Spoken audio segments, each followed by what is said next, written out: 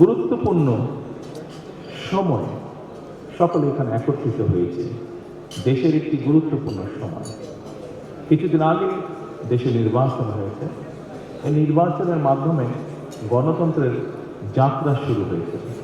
যে গণতন্ত্রের জন্য বাংলাদেশের মানুষ প্রায় 1 যুগেরও বেশি সময় ধরে অকাতরে জীবন দিয়েছে, বিভিন্ন অত্যাচার, নির্যাতন, গুম, খুনের শিকার হয়েছে।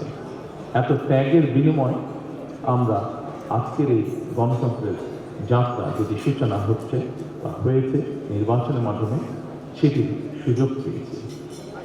এই ত্যাগের মাধ্যমে, এই আত্মত্যাগের মাধ্যমে হাজারো মানুষের অত্যাচার, লক্ষ মানুষের নির্যাতনের মাধ্যমে আমরা আমাদের বাক, ব্যক্তি স্বাধীনতা, গণতন্ত্রের অধিকার চর্চার সুযোগ আমরা ফিরে পেয়েছি।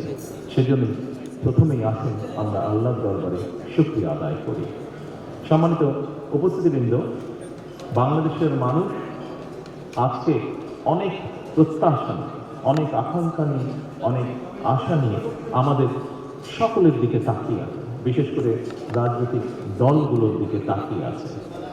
আজকে আমাদের এই ইফতার মাহফিলে আসুন আমরা আল্লাহর নামে শপথ গ্রহণ করি যে আমাদের আগামী দিনের কাজগুলো হবে এই দেশের মানুষের ভাগ্য পরিবর্তনের জন্য।